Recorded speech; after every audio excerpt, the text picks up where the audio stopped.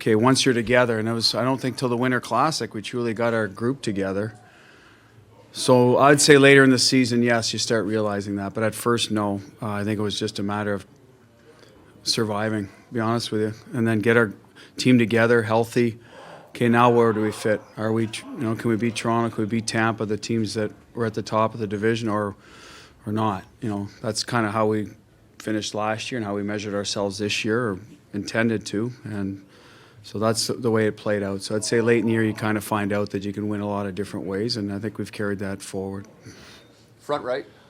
Bruce, you got the power play goal the other night on kind of a broken play, but otherwise it didn't look like it was in sync. Was that just a case of guys not having a great night, or are there some adjustments that maybe you might try to make for this game tonight? I thought it was credit to St. Louis for doing a good job defending the blue line on our entries. We weren't able to get in as efficiently as we'd like.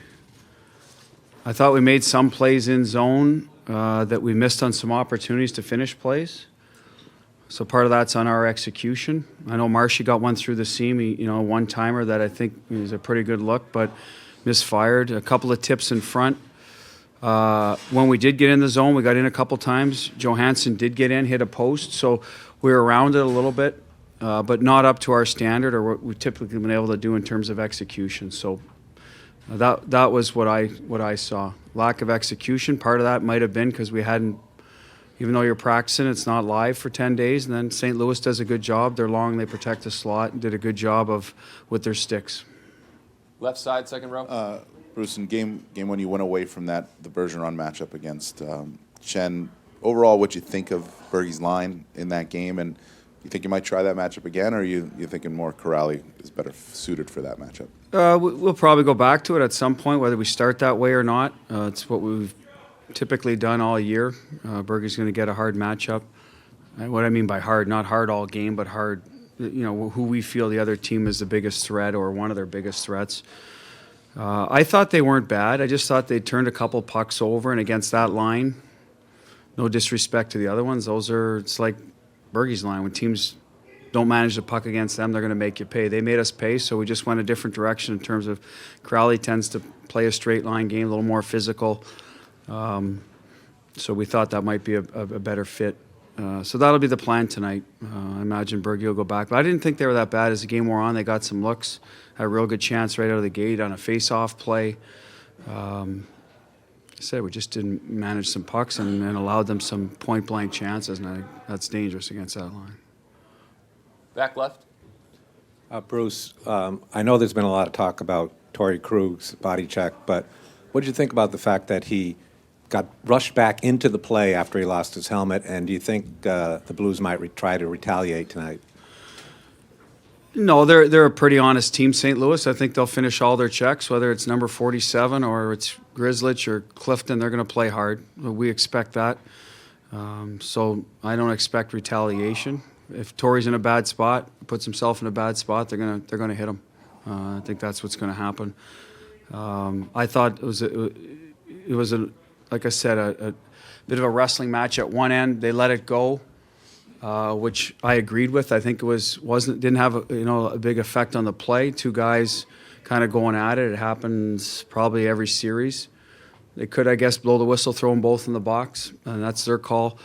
And then he came up ice and stayed in the play, and a hit, basically presented itself. I think he was going up the ice to keep a puck alive by the looks of things from what I saw, and then all of a sudden it finds himself in a position to deliver a big hit. It just ends up being one of those moments that people are talking about that I think, honestly, because his helmet was off. His helmet wasn't off. Are we talking about it? It's a hit that happens a lot in physical series.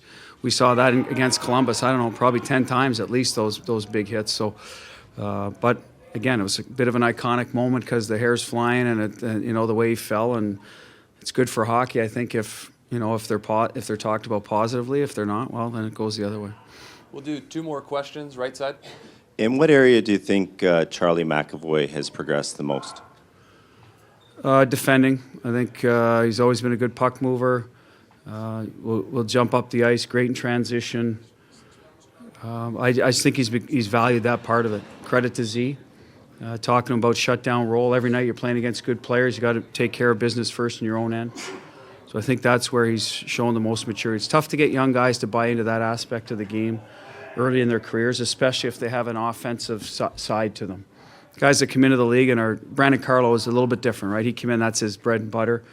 But most guys, it's a little bit tougher sell when they're on, when they're known to be a little more offensive. So good for him. We've needed it. He's kind of grabbed onto that role and is able to as well. He can skate. He's hard when he needs to be. Can clear the front of the net, win his physical battles, and so that's why we've put him in that position. Like I said, he's really excelled in that area of the game. Last question, right side. Hi, Bruce, Matt. Hi, how are you? Good. Bruce, when do you think it was around when you were able to trust the Corrali line, regardless of who his wingers were, or if he was even playing the wing, to be this line that you could just throw out there against anyone? Well, it started last year as well. Like Noel was here, Timmy Schaller was part of that group who moved on. Wagner's come in, Nordy, similar type players that value that part of the game. I think they've been in the league long enough now to know how to excel, or what role that they're going to be able to get the most responsibility in. Sean came in against Ottawa in the first round 2-3 playoffs ago, scored some big goals for us. You could tell right then the moment wasn't going to bother him. Played really well for us. So that was a start for him personally, for the line. I think last year with the different pieces we've added this year and from last year, we could tell that was a situation that he wasn't going to be run from and actually be pretty good in. Thank you, Coach. The Bruins room will open shortly, and simultaneously we will bring a collection of David Krejci, Joakim Nordstrom, Marcus Johansson, Torey Krug, Connor Clifton, and Brandon Carlo here to the interview room. Thank you.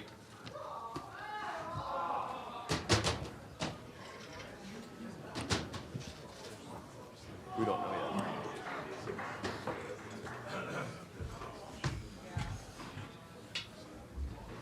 So let's get the mics up. Pull the chairs out.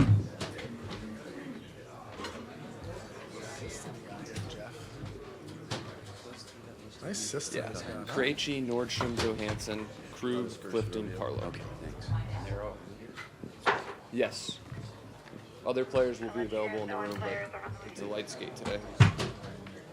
20, 25, 46, Copy. 47, 75, 90. Not yet, we're on a text. They're waiting to decide. Krejci's going to determine.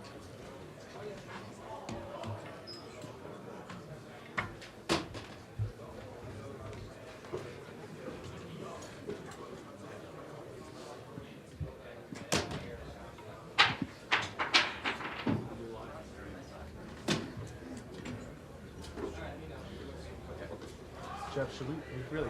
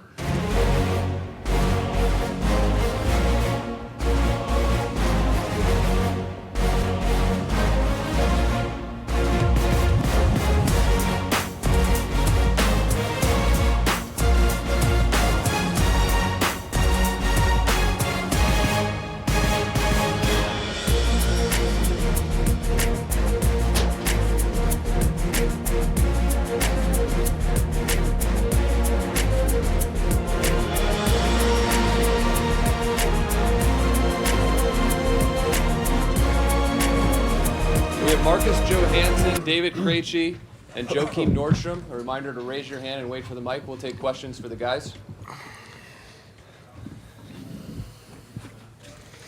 Back left. Hi, can I just get your guys' reaction to Torey Krug's body check the other night? That was something I think got everybody going, the whole building. It was fun to see. He's, you know, you can tell that you don't want to get him mad. It was fun to see. I think, you know, that it's a big part of our game, being physical, and you know, he stepped up and got us all going. Yeah, obviously, you know, hit like that, it always gives you extra energy. That was in the third period, and we were going pretty good at that time, so just kept the momentum on our side and kind of show everyone that, you know, we don't back down and we keep pushing forward no matter what the score is. Yeah, like what's been said, I think, you know, it's a good, clean, hard hit, and certainly got us going a little bit more, and, you know, fans loves it too, so they were loud, but I think that kind of jacked them up a little bit extra. Third row in the middle. Gentlemen, I think it always gets the crowd riled up when the flag banner captain comes out and waves it. Talked to a lot of people in Boston who would love to see Tom Brady do that tonight. Do you think that would get the team riled up? And just what do you think about Mr. Brady? I think that would get Z going for sure. That looks like they got a little bromance going. But obviously, you know, he's huge in Boston sports. He, you know, he's showing his support to our team.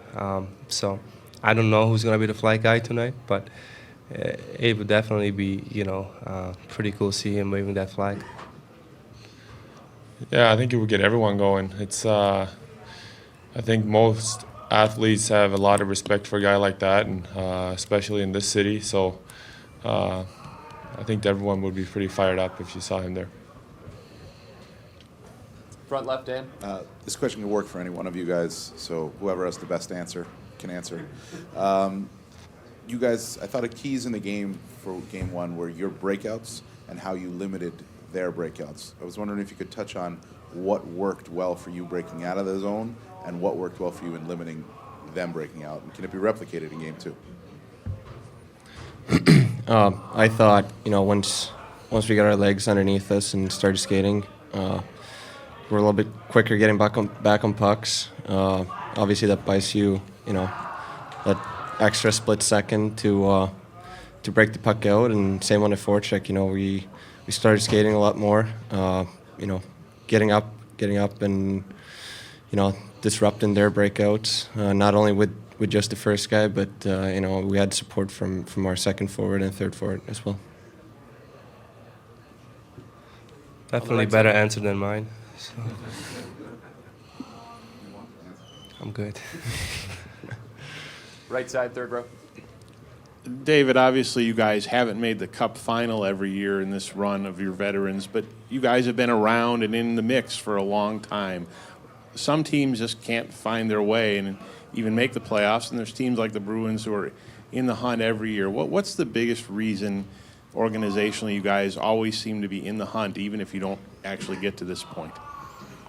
You know, we're obviously trying to establish, you know, our identity at early on in the season, and you know, being really hard team to play against. And you know, we had some tough couple of years. We missed out on playoffs, but we were in it till the last game. You know, just because of our identity. All the games are really close, and that's what we do. You know, we were always in the game. We were always in until the last minute, until the last game, and that's how we grow stronger. And then in the playoffs, we know how to, you know, handle those situations. If you're down a goal going in the third period, or if you're up 1 or 2, we know how to handle those situations. So that helps a lot. Thanks, guys. All right. Torey Krug, Connor Clifton, and Brandon Carlo will be here shortly.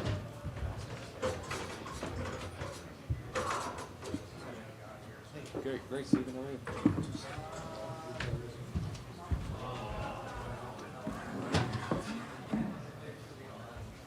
Another water. Thank you.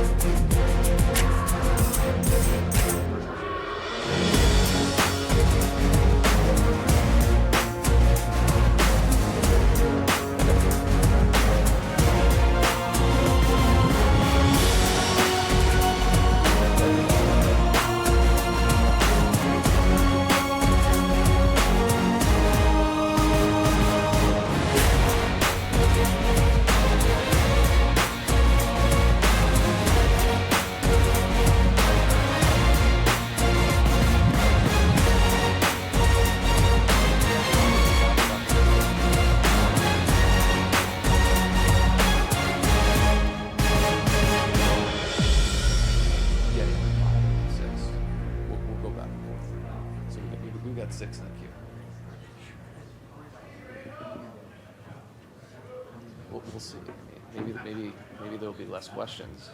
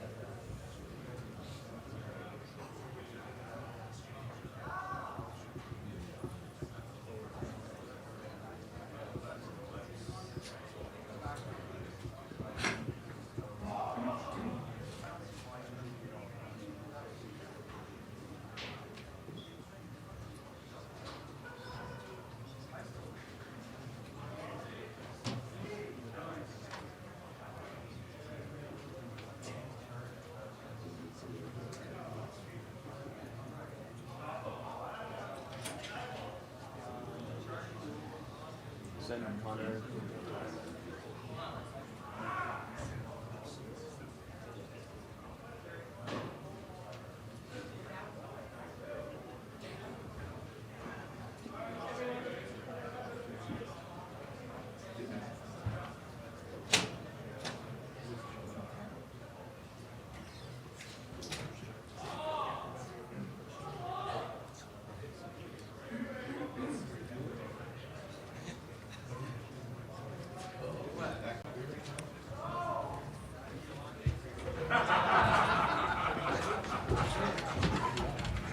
We have Connor Clifton, Torey Krug, and Brandon Carlo. A reminder to raise your hand and wait for the mic.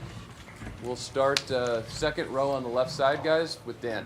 Torey or Connor, I think of your goal in Game 1 as an example of pushing up, your defenseman pushing up, because it looked at times maybe that they were sitting back a little bit. Is that a key for you guys against this team to get aggressive? Do you have your defenseman push up, you guys in particular? Yeah, for sure. I mean, we've talked all year long about being the second wave of attack and how important it is to our offense as a collective group. Obviously, our forwards are very talented, and they can see if they see plays, they make it. So if we can be that, we can push the pace. We've talked all playoff long about us setting the pace back here on defense, and it starts with our breakouts. And when we're able to be clean and out of our own zone, then it allows us to set up that next wave of attack. So it definitely is a key for us. Front right, Steven. Connor, you obviously scored the goal the other night, but how much does it help you after playing with Jordan Binnington last year, just to kind of know his tendencies a little bit? Doesn't really help at all. Not much of a goalie coach. I mean, hit my skate and went in, you know. It's pretty simple. Not much more than that. Back left. Torey, just wondering what you thought of the comparisons between you flying through the air and Bobby Orr flying through the air. Pretty ridiculous. I can't even come up with words. I think it's ridiculous, but hopefully it's turns out to be something we remember for a long time. And just what do you think of the reaction overall to that play on social media and everywhere? It's taken off. I'm not personally on social media right now, but I have a lot of friends and family that are, and I've received a lot of text messages, and it's taken off, and it's pretty cool for sure. But eyes on the prize right now. Right side, second row, Mike. Brandon, you finally made it into the playoffs this year. So number one, I mean, are you used to it yet? And number two, Bruce continues to say that your first game in the playoffs was really nervous. Did you think it was that nervous, or? But just where do you feel you're at now? Like, whatever, 5-6 weeks into it. I feel good. I feel like I've grown a lot through this experience of playing the playoffs. Before it all started, I didn't really know what to expect, so there was definitely nerves there. Yeah, but overall, I feel like I have started to understand my game and understand that I can play, in this situation with the speed of the game, the physicality, and overall just trying to, not keep up but thrive out there. So, I feel good on the defensive side of things, and moving the puck, I feel fine in that aspect too. Torey's been a huge help throughout this experience. He's obviously had quite a bit of experience, even back in, I think it was 13 with finals and whatnot. So he's done a good job communicating with me on the bench and calming me down at times. But overall, this experience has been huge. On the left side, standing up. Torey, offensively, you're not really a low to high team in your zone. Maybe that dampens your own personal numbers, but why is it better for the team overall? Can you explain why it's better to be keeping the puck a little bit lower rather than going up to the points? Well, I think if you look at our forward group, they protect the puck with the best of them. We like to obviously hem the other team in their own zone, and it allows our guys to just be creative and make plays. And as defensemen, we try to stay out high and stay out of the way of guys like Bergie and Marshy and Pasta, because they have the ability to just pop out into seams, and all of a sudden, the puck ends up in the back of the net. So,